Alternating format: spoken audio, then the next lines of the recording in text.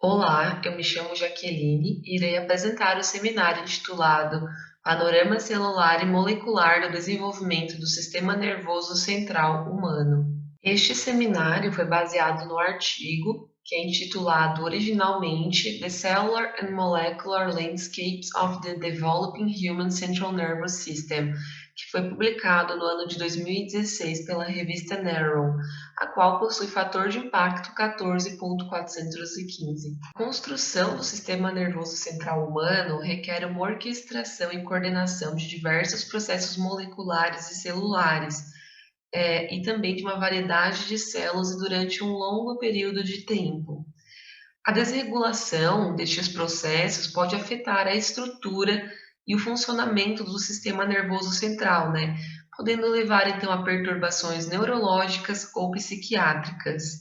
De acordo com os avanços tecnológicos, né, foi permitido então um melhor entendimento do desenvolvimento do sistema nervoso central humano, permitindo desta forma a maior compreensão dos aspectos que levam ao desenvolvimento de algumas doenças e também do desenvolvimento fisiológico normal, né? O objetivo deste estudo foi destacar os recentes avanços na compreensão de aspectos moleculares e celulares do desenvolvimento do sistema nervoso central humano, com destaque para o neocórtex cerebral, e também destacar os conhecimentos, né, que essas descobertas proporcionam acerca da evolução, da função e também da disfunção neural humana. O sistema nervoso central humano ele exibe princípios de organização e o padrão de desenvolvimento que é comum de todos os mamíferos. Inicia então com o tubo neural que se separa do ectodermo embrionário e vai adquirindo gradualmente características organizacionais através de um complexo processo molecular e também celular. No entanto, apesar das semelhanças com o neurodesenvolvimento dos mamíferos, né, existem diferenças interespécies que vão acarretar características específicas, como, por exemplo, as diferenças na cognição e também no comportamento. Por exemplo, no cérebro humano, como um todo, né, mais especialmente nas áreas de associação do neocórtex cerebral, há um desenvolvimento lento, desde o tempo, desde o tempo da gestação, né? Que é bem particular do ser humano, tem uma gestação um pouquinho mais lenta, o que permite então que fatores ambientais moldem o desenvolvimento das capacidades cognitivas, emocionais e também sociais. Além disso, o sistema nervoso central humano possui certas características, como por exemplo, zonas proliferativas expandidas e diversos subtipos de células tronco-neurais e também progenitoras com capacidades proliferativas aumentadas, que irão facilitar a expansão do cérebro, principalmente do neocórtex. Nesta figura, há uma cronologia dos principais processos do neurodesenvolvimento humano. Aqui podemos ver, então, um resumo de alguns dos processos chave, né, no neocórtex pré-frontal em desenvolvimento. As barras, elas vão indicar o período máximo em que cada desenvolvimento ou cada função foi adquirida. As linhas pontilhadas, elas vão indicar que a aquisição do elemento ocorre naquela idade, naquele período ali, né? Só que num grau menor. E as setas vão indicar que essa característica adquirida irá estar presente também depois deste período, né? Podemos observar nessa figura, então, que alguns dos elementos do córtex pré-frontal se desenvolvem, então, no período embrionário e terminam seu desenvolvimento no período fetal, como, por exemplo, o desenvolvimento da zona ventricular, a neurogênese, a migração neural, a formação da zona subplaca e também o crescimento do axônio tálamo cortical na placa cortical. Tem outros elementos, né, outras funções que são desenvolvidas, então, ao final do período fetal e prolongam-se até o nascimento, né? Como, por exemplo, a astrogliogênese, oligodendrogênese, a sinaptogênese, a mielinização e também o crescimento, e também a formação dessas 6 camadas do grande tipo cortical, que era anteriormente a placa cortical, né, que se modificou ali no final do período fetal e se transformou nessas 6 camadas. Também vemos algumas características como a poda sináptica que ocorre ali na infância, né, ao final da primeira infância, na idade escolar. Na segunda parte dessa figura, podemos ver alguns dos processos chaves para o desenvolvimento da função sensória motora, como, por exemplo, as respostas ao toque, que se iniciam o seu desenvolvimento ali no início do período fetal, os evocados, o potencial evocado cortical, né, que inicia seu desenvolvimento ali no final do período fetal, quase no nascimento, né, a nocicepção, respostas à luz, é, respostas, né, motoras, neuromotoras inatas, que tem seu início ali na segunda, terceira parte do desenvolvimento fetal e finaliza o seu desenvolvimento ali no final da infância, né, no final da primeira infância. Também temos começar a sentar sozinho, sem apoio, começar a caminhar, né, sozinho, e também o desenvolvimento da lateralidade, que é quando a criança começa a escrever com o braço direito, com a mão direita no caso, né, que se iniciam ali na infância e se prolongam até na segunda infância, por ali, né. Essa outra parte da figura, podemos ver então os aspectos que estão relacionados aos principais processos, né, a cronologia dos principais processos que estão relacionados à comunicação, à emoção social, né, e à cognição. Na comunicação, a gente pode ver então que as primeiras palavras são dadas ali na infância, depois do primeiro ano de vida, né? As primeiras frases também, e a aquisição da linguagem é dada ali por volta dos 4, 5, 6 anos, né? Em relação aos componentes social e emocional, a criança começa a gostar de brincar com seu cuidador, com seus familiares, por volta do 1 ano de idade, né? A demonstrar empatia ali por volta dos 3, 4 anos e também a expressar as suas emoções livremente após os 6 anos de idade. Em relação à cognição, as crianças elas já são capazes de imitar e sorrir dos 5 meses de vida, né? Bem como mostrar autoconhecimento ali a partir dos 4, 5 anos e outras capacidades que são adquiridas também ali depois dos 6 anos de idade, como, por exemplo, o desenvolvimento de funções executivas. Nesta figura, podemos ver então as principais desordens do sistema nervoso central em relação aos anos de diagnóstico. Também é uma figura que demonstra a cronologia. Por exemplo, desordens intelectuais, o autismo, déficit de atenção e hiperatividade são diagnosticados nos primeiros anos de vida, né?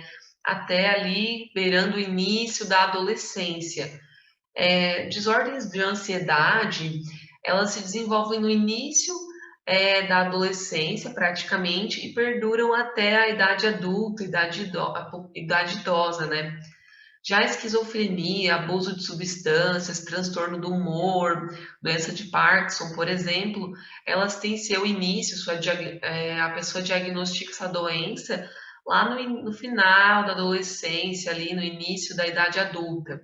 Já a doença de Alzheimer, por exemplo, ela é comum mais na idade idosa, ali depois dos 50, 60 anos, né? Bom, o sistema nervoso central, ele é possivelmente o tecido biológico mais complexo que a gente tem em todo o nosso corpo, né?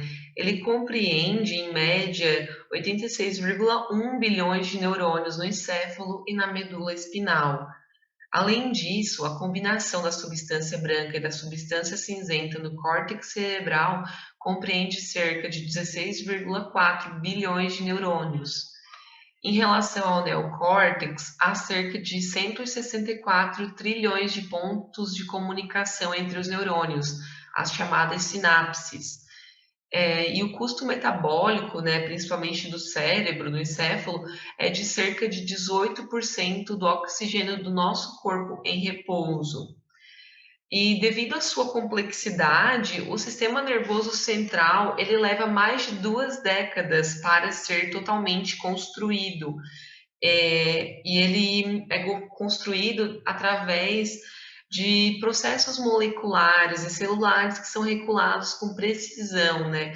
Governados pela genética e também por fatores ambientais.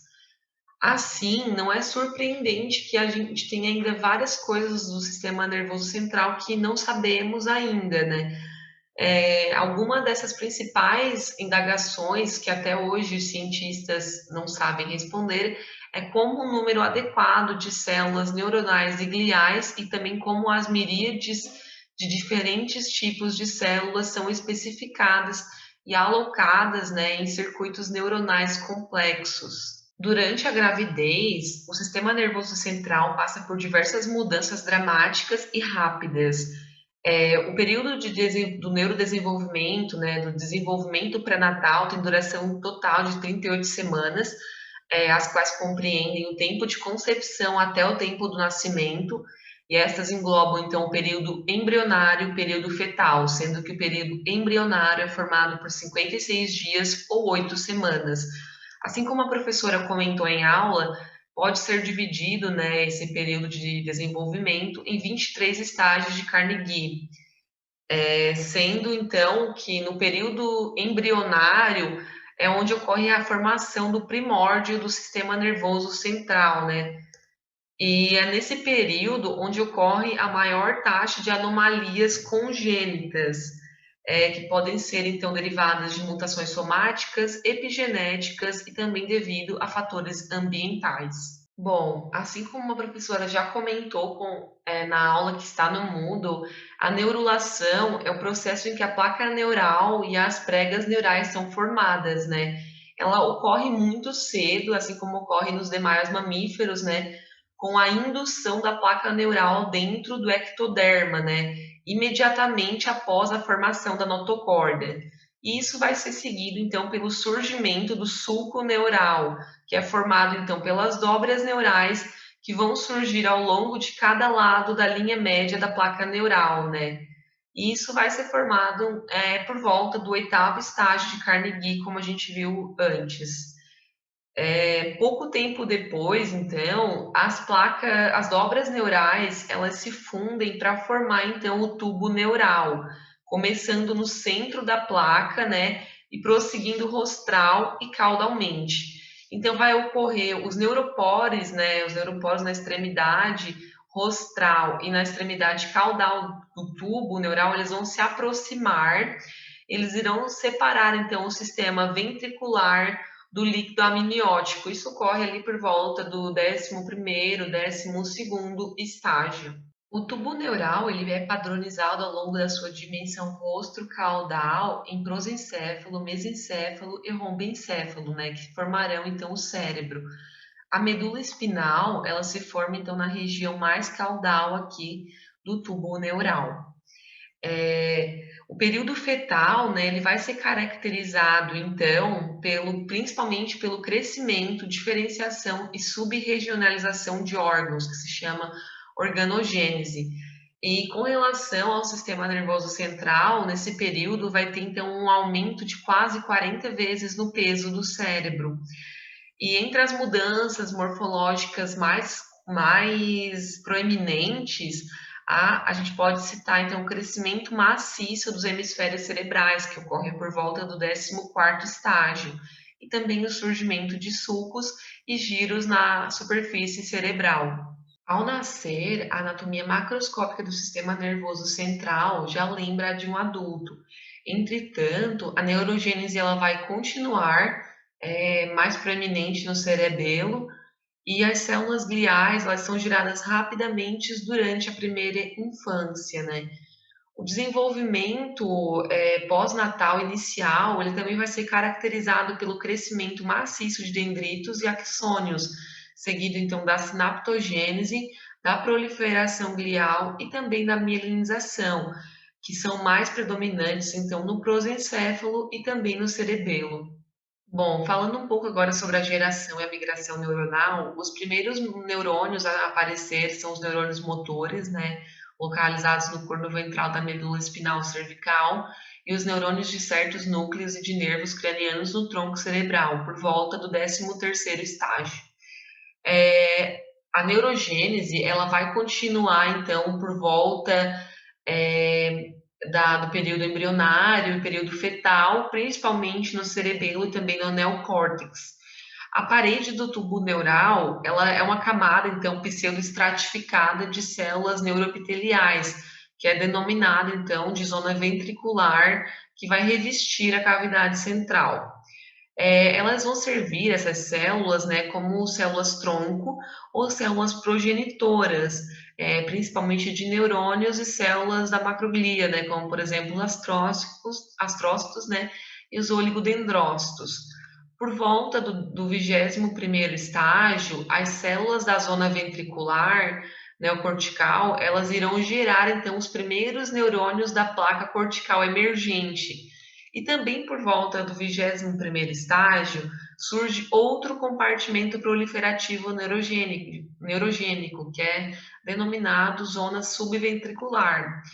Nessa zona subventricular, né, junta essas duas zonas, tanto a subventricular quanto a zona ventricular, elas vão dar origem, né, a todos os neurônios de projeção excitatória, também chamados, né, também conhecidos como neurônios piramidais, né, tanto no telencéfalo quanto nas células da glia. A migração de neurônios recém-chegados na zona subventricular e na zona ventricular e a sua diferenciação pós-mitótica levam à formação, né, de novas estruturas que podem ser transitórias ou não, e também a rápida expansão do sistema nervoso central. Esses neurônios, né, recém-formados, eles vão migrar para formar a placa cortical, né, a qual então vai formar a placa cortical e subdividindo ela nessa pré-placa em zona superficial e subplaca, que futuramente será a profunda, né? Sendo que a zona superficial desempenha um papel crítico na formação de circuitos neurais e ela é enriquecida de matriz extracelular, contém neurônios glutamatérgicos pós-migratórios, interneurônios GABAérgicos e células gliais, que são sensíveis a lesões perinatais e sofrem dissolução durante, então, o início do desenvolvimento pós-natal.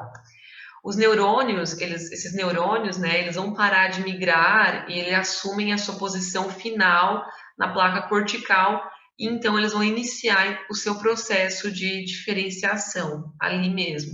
Em relação à gênese e diferenciação das células gliais, os astrócitos e as células precursoras de oligodendrócitos são derivados das células da glia radial, começando então no meio da gestação. A geração e a migração, ela ocorre nos 3 primeiros anos pós-natais, e a mielinização, ela ocorre até a terceira década de vida, né, em algumas áreas, como no córtex de associação fronto-parieto temporal.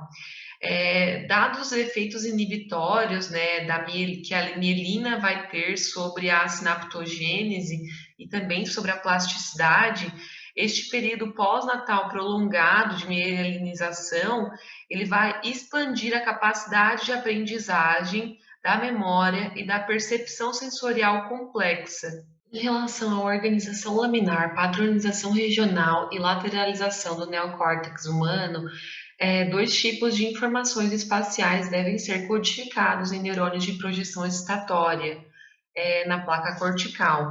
A primeira é a sua posição na direção radial, né, a sua posição laminar, e em segundo lugar é a sua posição no plano tangencial.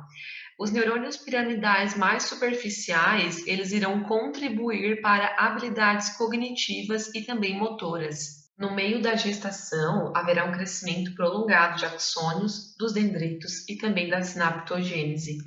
Em relação à sinaptogênese, as sinapses na pré-placa iniciarão então ali no período do terceiro estágio. No sétimo estágio, haverá um aumento significativo na sinaptogênese, sobretudo na zona superficial. Em relação aos dendritos, eles assumirão características bases dos dendritos apicais e basais no sétimo estágio, e os espinhos dendríticos irão se desenvolver no 11º e 12º estágio. Em relação aos axônios, haverá um crescimento interno dos axônios tálamo-corticais a partir do período fetal médio tardio e fetal tardio inicial. A reorganização do circuito sináptico nos primeiros anos de vida, né, até a terceira década, como em regiões como no córtex pré-frontal, é essencial então para a especialização funcional das áreas neocorticais e das regiões do cérebro. Existem dois cenários opostos que podem descrever os padrões espaço-temporais da reorganização e da maturação desses circuitos neurais, né? Como o primeiro deles é a sinaptogênese, vai prosseguir, né, em todas as áreas do nosso cérebro, e em segundo seria a sinaptogênese, vai ocorrer heterocronicamente entre as áreas. Vale destacar, então, que no primeiro ano pós-natal, o tamanho dos neurônios piramidais e o comprimento dos dendritos aumentam, e após o quinto ano, né, o quinto ano pós-natal, haverá uma redução. Agora falaremos um pouco sobre a dinâmica espaço-temporal do transcriptoma do cérebro humano. No desenvolvimento pré-natal e pós-natal inicial, o dinamismo da expressão gênica será responsável por 2/3 da variância na expressão global, sendo que os processos transcricionais são compartilhados e coordenados em diferentes regiões conforme o cérebro vai se desenvolvendo. Este é um gráfico de escala multidimensional que irá demonstrar as diferenças transcricionais globais entre o tempo, né? Como a gente pode ver aqui no período pré-natal, há uma diferença entre a expressão gênica muito maior do que aqui no período pós-natal, demonstrando que há uma expressão muito maior durante o período pré-natal do que o período pós-natal, quando o bebê, né, quando o feto já se desenvolveu quase por completo. Nesta figura, temos a representação, né, de um mapa térmico mostrando a expressão gênica diferencial dentro das zonas discretas da parede do neocórtex fetal, quando está no 21ª semana pós-concepção. Essas diferenças, elas estão subjacentes aos diferentes tipos celulares, aos processos, né, que cada célula está vivenciando naquele momento, aos estágios e também à maturação de cada zona, sendo que SG significa camada granular pilar, MZ a zona marginal, a placa cortical externa, placa cortical interna, zona subplaca, né, zona intermediária, zona subventricular externa, zona subventricular interna e a zona ventricular, sendo então que a zona subplaca ela vai desempenhar um papel essencial no estabelecimento dos circuitos neurais iniciais. Nesta figura, há a representação dos genes expressos em azul e dos genes diferencialmente expressos em vermelho, em relação ao desenvolvimento fetal, à infância e à idade escolar e à adolescência e à idade adulta. Podemos ver, né, que a quantidade de genes expressos diminui, né, ao longo da nossa vida, ela é muito maior quando a gente está no desenvolvimento fetal, ela diminui na adolescência e idade adulta. Entretanto, a diferenciação da expressão gênica ela é muito maior no desenvolvimento fetal e ela vai diminuindo, né, quando chega na infância e na idade escolar. Entretanto, ela aumenta um pouquinho mais quando chega na adolescência e também na idade adulta. Nesta outra figura, que diz respeito ao mapa térmico 3D, ela mostra a expressão diferencial, né, entre as áreas neocorticais. E a gente pode demonstrar, então, que a diferenciação é maior, então, no córtex visual primário, que está representado aqui, e também no córtex pré-frontal medial, que está representado aqui. Vale ressaltar que maiores diferenças transcricionais foram encontradas, então, durante o desenvolvimento fetal inicial e também durante o médio, principalmente nas áreas pré-frontais e perissilvianas. As diferenças são necessárias, né, para estabelecer padrões de conectividade cortical e subcortical específicos de cada área. A expressão foi aumentada também ao longo do eixo antero-posterior e maior transcrição também nas áreas temporal, occipital, occipito-temporal, perissilviana e ventromedial. Além disso, essas diferenças transcricionais irão diminuir durante os períodos fetais tardio e também no desenvolvimento pós-natal, especialmente durante a primeira infância e a idade escolar, como a gente comentou antes no gráfico, né? E vão aumentar novamente após a adolescência. Em relação à regulação do epigenoma do desenvolvimento do sistema nervoso central humano, a especificidade do tecido, o tempo e o nível de expressão serão controlados através de sequências distais potenciadoras, que irão aumentar a expressão gênica, silenciadoras, que irão reprimir a expressão, e isoladores, que irão bloquear a interação entre os potenciadores e os redutores, sendo que os silenciadores mais os isoladores, eles irão constituir, né, serão referidos como os elementos reguladores cis.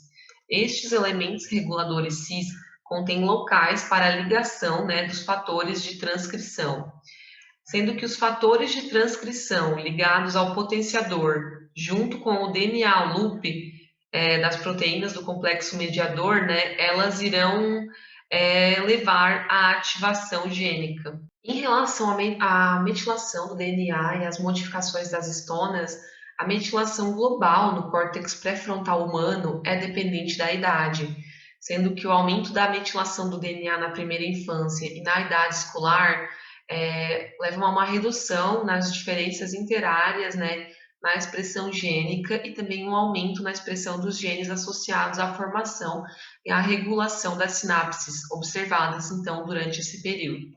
Em relação à modificação das histonas, é um mecanismo, então, essencial para estabelecer a diversidade celular, né, e regular o tempo dos processos de desenvolvimento. Entretanto, ela é pouco estudada. Concluindo, né, nos dias atuais, há uma capacidade aprimorada para detectar variações genéticas que podem oferecer o risco para distúrbios neurológicos e psiquiátricos. Entretanto, precisa-se de mais estudos, né, para verificar, né, entender como é que a nossa mente se forma durante o desenvolvimento, como algumas doenças se desenvolvem, para entender melhor sobre a heterogeneidade celular e propriedades de tipos específicos de células humanas, né, e também sobre a construção de melhores modelos experimentais. Também é necessário mais estudos para caracterizar o tempo e a sequência dos processos celulares, para determinar as diferenças na expressão gênicas, né, que são observadas em distúrbios do neurodesenvolvimento, e também para estudar elementos epigenéticos e cisreguladores que regulam a dinâmica espaço-temporal do transcriptoma e a diversidade proteômica de indivíduos saudáveis e também de indivíduos doentes. Gostaria de agradecer a atenção de todos. Muito obrigada.